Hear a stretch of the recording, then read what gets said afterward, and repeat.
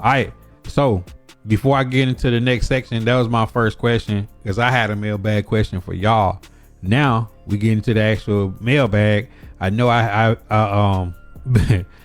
know that we haven't officially done one of these in maybe how long has it been? Probably like a week or week and a half. All right, so but this is a perfect time. And KT2 had a really, really good question the other day. And I want to make sure that I answer his question first because his question about content and about, you know, the journey. I kind of went over it late one night, but I don't think it does it justice if it's not like part of the official mailbag. So I think, you know, this is a good time for it. After I asked y'all one, now it's time for me to answer the one of the ones that y'all had. All right, KT2 the GOAT said, after the years of streaming, what is the motivation to hit the live button? What makes you wake up and say, I'm going live today? Do you see a point when you don't hit the live button? All right, that's one hell of a question. You know, shout out to KT2, one of the OGs in the shop. All right, look, the motivation for me to go live is like I get messages, I get comments, I get inboxes, I get DMs. Sometimes we get late night conversations, and the shop has become something for us OGs and the newcomers, you know, that find their way into the shop of just being a safe place to come talk about sports, life. A lot of us then matured. A lot of people like RJ was going crazy on the stars yesterday, just recently had a baby. You know, it's like people is going through changes. We all watching our lives change in real time. And this has become, this room, this community has become like a safe space for me to do, to pursue my passions and have fun. And the day that I wouldn't hit the button is the day that I'm no longer having fun.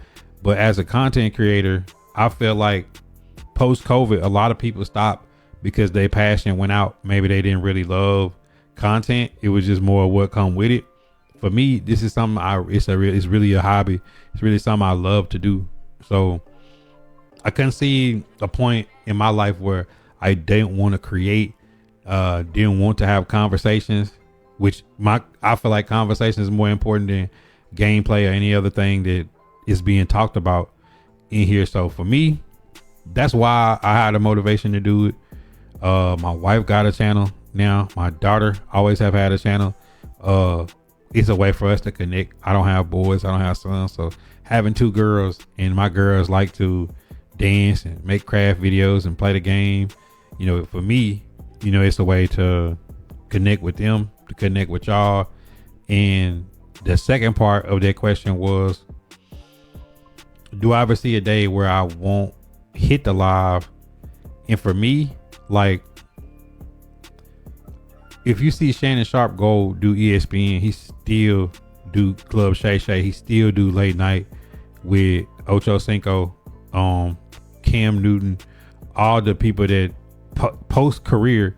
You know, you think about, like, I always use Joe Budden as an example.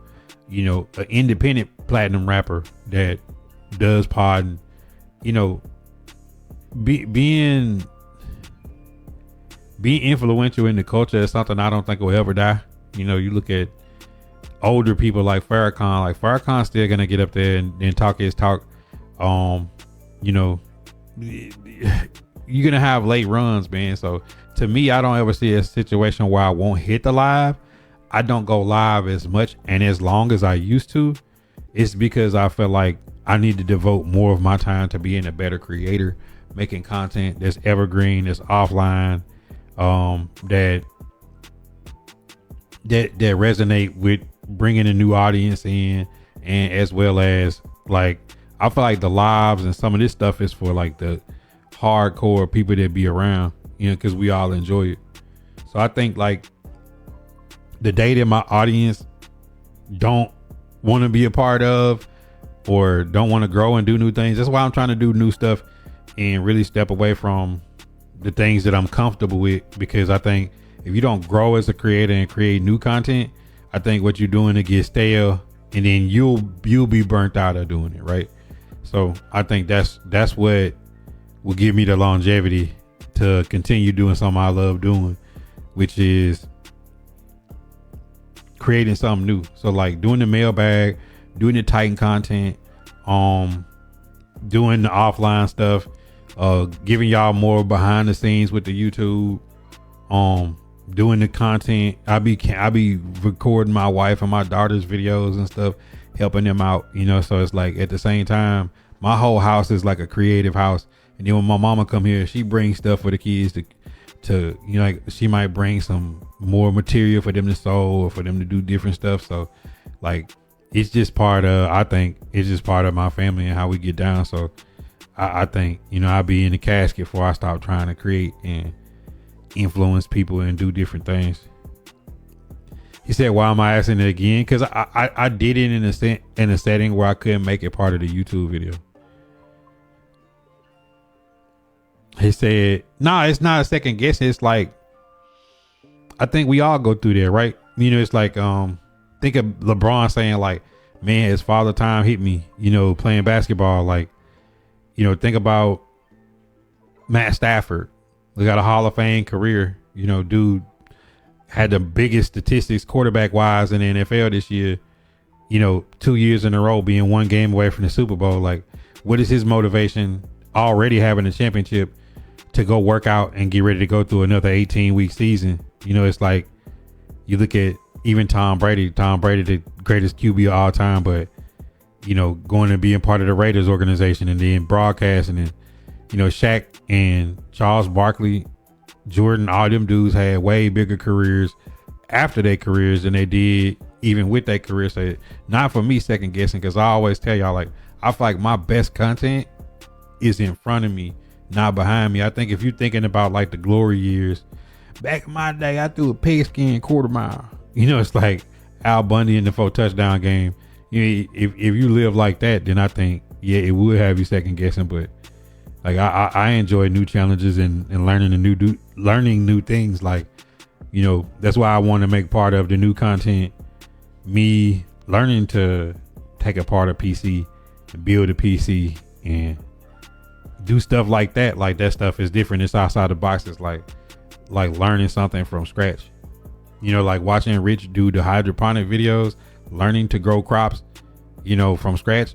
I think that's the entertaining part, because people that been doing it for years is coming watching like, yo, this dude's growing his first plant. It's like, it's a journey. Because I think everybody gonna have self-doubt. Everybody gonna question things at times. But for me, like, I think you gotta really live in a purpose. If you got a purpose for what you're doing, like, then you won't even really worry about that stuff for real. I ain't turning my Xbox in 2 weeks. I'll be watching shows. My time has come. Boy, I'm here watching Korean dramas, Singles Inferno and Fallout. But perfect example, YUG. I started playing Fallout. I do some shop talks on, like we did Stranger Things. I do it on Fallout. Like, whatever shows we watching, I do a shop talk on Korean drama. My wife is from Madagascar. That's East Africa. Like, it's a girl 90 Day Fiance from there, and from the same part of the island. So it's like, bro, I'm gonna be locked in watching that season. I haven't watched 90 Day Fiance in years, but I will watch for that. It's like just certain little things, man. It's like you never know what your interest might be, and every time we do something different, whether it's a different game or different content, we get new people in the shop. That's what it's all about. Like, I appreciate y'all know, as much as some people be telling me, man, the shop is like good for me. It's a way for me to release and just rap and be myself and just talk and feel comfortable. Cause you might be at a job or around friends or family that it may be a little tension in you saying how you feel. So like being in the shop, people can kind of let their hair down a little bit. If that makes sense. Cause for me, that's how I feel. I feel like I can come in here some days when I ain't even feeling it. We be here cutting up and cracking jokes, and like by the time I get out of here, I'm like, man, today was cool. You know what I'm saying? Like, I know everybody has some of them days. Lincoln Lawyer. I think I watched the first 2 seasons of Lincoln Lawyer. That is a good show though. Man, old boy is like, bro, just gonna make a bad decision. That lawyer, he just gonna make a bad decision. Like he be wanting to do right, but he got too much crash out of him. He got too much crash out of him. All right, moving on in the mailbag. Great question by KT2 the GOAT. He got his own sticker. Y'all got any other questions that y'all want to add to the mailbag? It don't have to be about nothing specific. It could just be something y'all think about, or ideas y'all want me to bring to life via the shop. I can't wait to show y'all like the differences in, like, you can see the angle of how I move the camera, but it's like y'all can't see what I'm looking at, and I'm changing what I'm looking at, and I want to like fix it all by the time I show y'all the rest of it, or I can show it to y'all piece by piece. I'm ready to get this shadow box.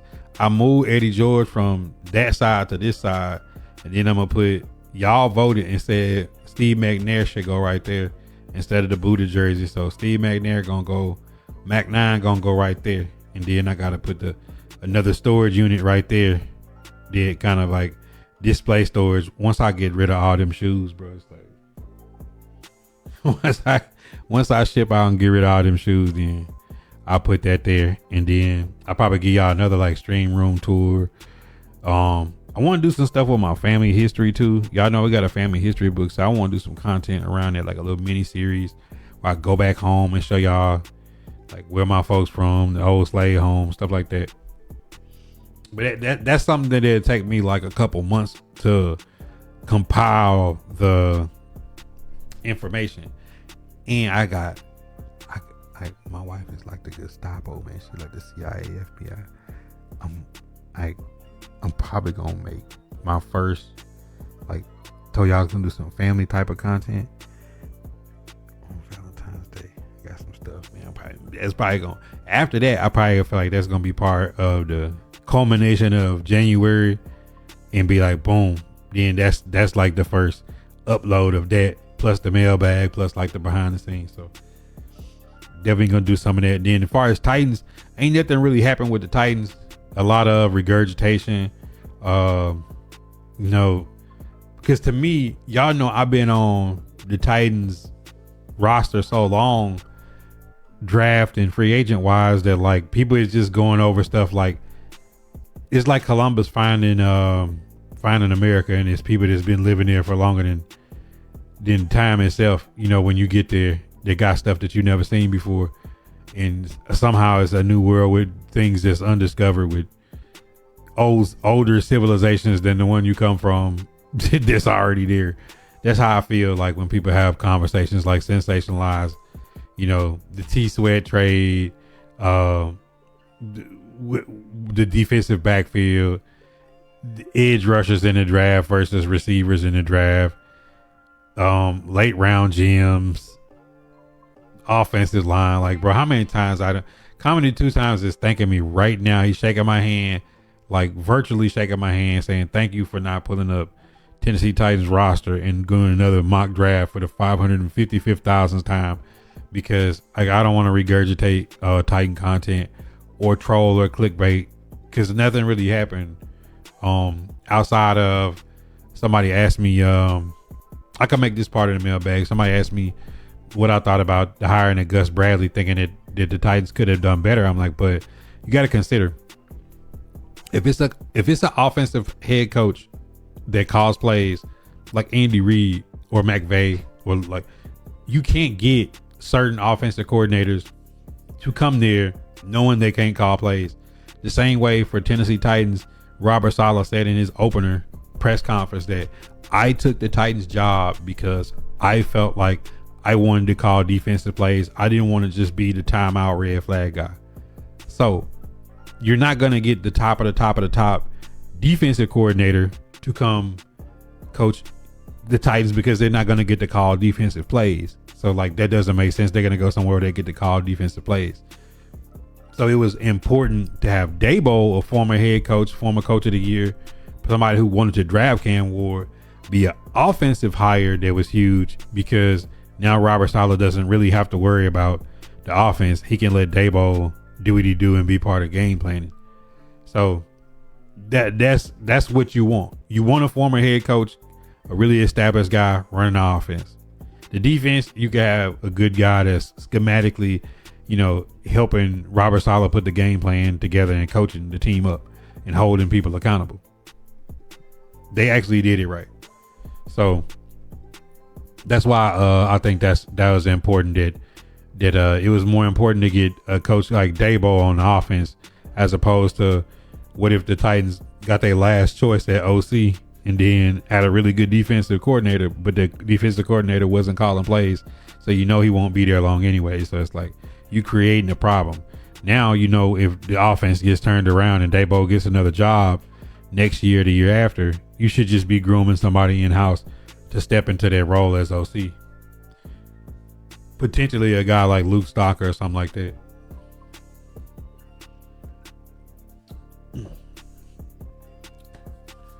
Bam. Have y'all been enjoying the Fallout gameplay? If you haven't watched the TV show, Walton Goggins can make any role look immaculate. He's one of my favorite actors. Fallout TV show is really good.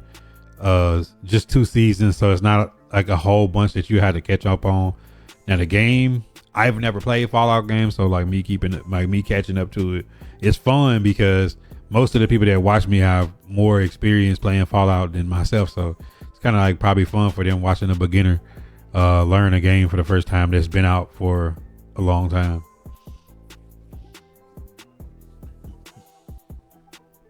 But as we get in through February, I'm probably going to try to figure out, I want to make some content around Black History Month. Other than the same stuff I'm used to doing, I kind of want to do something outside the box. I kind of have my thinking cap on. If that's something that I want to put out, some evergreen Black History Month type of content. And then as we get into March, when March hits, first couple of weeks of March, you got early signing period on free agents and people getting those future contracts and stuff like that. Guys gonna start getting franchised. I think it's March 11th at 3:00 when free agency starts. So should have a goal rush in the first week or two. Some big name players I expect to get moved, and then you'll have start back getting ready for the draft and the combine in April. Then followed by people going right into trades and signing people when they figure out if they've gotten the players that they would like to get. Hit that subscribe, comment, share. Tap into the daily uploads at 7 a.m. Central Standard Time. If you missed the live streams, you got picture in picture. And if I don't get to any questions during the live streams or the pods, drop them in the comments. I'll make it part of the weekly mailbag. If you're following on the blue, smash those reactions. I know you're OG. Hit that comment, share, tap into the daily content that is the shop. If you're new to the shop, you definitely should be tapped in on the green. No ads, up to 50 emotes free for just being a follower. You do not have to be a supporter to unlock picture in picture, late night streams. Follow us on Kick. We also live on Twitch. Look out for the drops, as well as if you have Amazon Prime, it's free $99 to sub to the channel once a month. Don't let Jeff Bezos stick that money back in his pocket. If you don't use it on the shop, use it on another content creator that you like. I still call it Twitter, but follow us on X. We tweet back. If you missed the daily shop talks, make sure you tap in for the late night cap on the purple and the green. The Discord is always open. Outside of subs, donos, and cash apps, is also another way to support the content. That's by grabbing a trucker hat, a bandana, hoodies, the classic barbershop, Vibe Nation, right out of the official merch store on Tactic, formerly known as Geeks Unleashed. Code Buddha at checkout to get a discount.